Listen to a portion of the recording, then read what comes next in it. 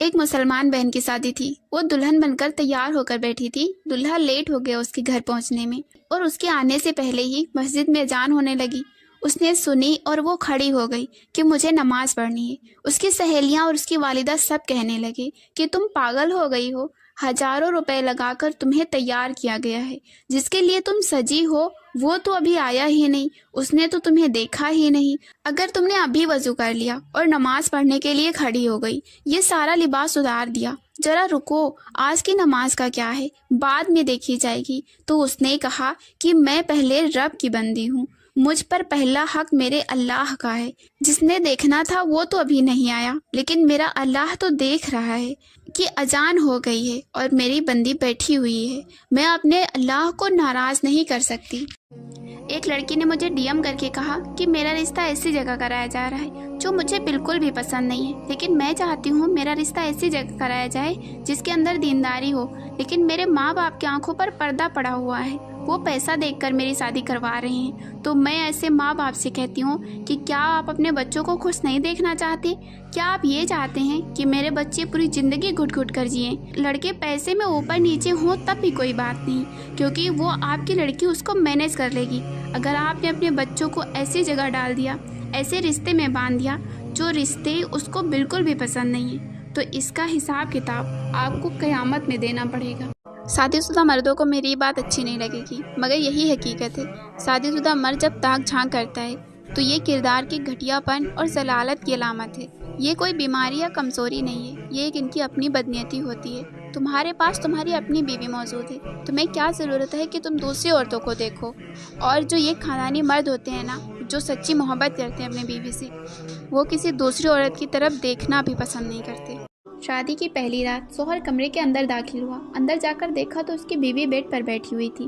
اس نے اپنی بیوی سے کہا، تم مجھے پسند نہیں ہو، میں نے تم سے شادی میرے ماں باپ کے کہنے پر کی ہے اور گھر کا کام کروانے کے لیے کی ہے، نہیں تو میں تم جیسی بدصورت کے ساتھ شادی نہیں کرتا.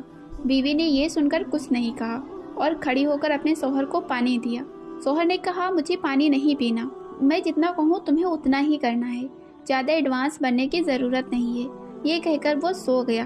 آج شادی کو بہت ٹائم ہونے کے بعد بھی ایک دن بھی ایسا نہیں گزرا جب شوہر نے اپنی بیوی کو مارا نہ ہو. ایک دن بری طرح پٹ جانے کے بعد بیوی نے اپنے بابا کو بتانے کا فیصلہ کیا. اس نے اپنے بابا کو کال لگایا اور ساری بات بتائی تو اس کے بابا نے کہا، بیٹا یہ تو کچھ بھی نہیں، تمہیں اگر اپنے شوہر کے ساتھ زندگی گزارنی ہے تو بہت کچھ سہنا پڑے گا. جو مرد اپنی بیوی کو عزت نہیں کرتا اور جو عورت اپنے شوہر کو عزت نہیں دیتی، تو اللہ اپنے فرشتوں سے حکم دیتا ہے کہ جاؤ ان کے گھر سے برکت اور رحمت لے آؤ. جب آپ کی وجہ سے آپ کی نیک بیوی روتی ہے تو اللہ فرشتوں سے کہتا ہے، جاؤ اس کی زندگی سے خوشیاں لے آؤ. لہٰذا اپنے رشتوں کو خراب نہ کریں. دنیا کا سب سے پاکیزہ رشتہ شوہر اور بیوی کا رشتہ ہوتا ہے، اور جب یہ دونوں خوش ہوتے ہیں تو اللہ بھی مسکرا رہا ہوتا ہے. نکاح کرنے کے بعد بھی کچھ لوگ خوش نہیں رہتے. اس کی اصل وجہ کیا ہے؟ جب ہم نکاح کے لیے لڑکی دیکھتے ہیں تو ہم یہ دیکھتے ہیں کہ وہ ہمیں کتنا دہیج دیں گے، وہ ہمیں کتنے پیسے دے سکتے ہیں، وہ ہمیں بائک دیں گے یا نہیں. کبھی ہم نے اس بات پر غور و فکر کیا ہے کہ لڑکی دیندار ہے کہ نہیں، لڑکی پردہ کرنے والی ہے کہ نہیں، لڑکی حسن و اخلاق والی ہے کہ نہیں؟ ہم یہ سب نہیں دیکھتے. ہم یہ دیکھتے ہیں کہ پیسے والی ہوگی، مالدار ہوگی تو ہم اس کے یہاں نکاح کریں گے. لڑکی اگر خوبصورت ہوگی تو ہم نکاح کریں گے. لڑکی والے اگر خوب ہمیں دہیج دیں گے تو ہم نکاح کریں گے. اگر ہم دہیج دیکھ کر، مال و دولت دیکھ کر نکاح کریں گے تو خوش کہاں سے رہیں گے؟ رسول اللہ صلی اللہ علیہ وسلم نے فرمایا، نکاح دین و اخلاق دیکھ کر کریں. کچھ لڑکیاں مجھے ڈی ایم کرتی ہیں اور میں نے بہت سارے کمنٹس میں بھی دیکھی ہیں کہ اگر میری فیملی نہیں مان رہی تو کیا ہم بھاگ کر نکاح کر سکتے ہیں؟ تو اسلام ہمیں اس چیز کی کبھی اجازت نہیں دیتا کہ ہم بھاگ کر نکاح کریں، اور بنا ہمارے والدین کے نکاح نہیں ہو سکتا. اگر ولی نہیں تو چاچا، چاچا نہیں تو بھائی، کسی نہ کسی کی اجازت لینی پڑے گی، ورنہ وہ نکاح نہیں ہوگا. اگر آپ کسی کے ساتھ ریلیشن شپ میں ہیں تو فیملی والوں کو اطلاع کریں اور نکاح کریں.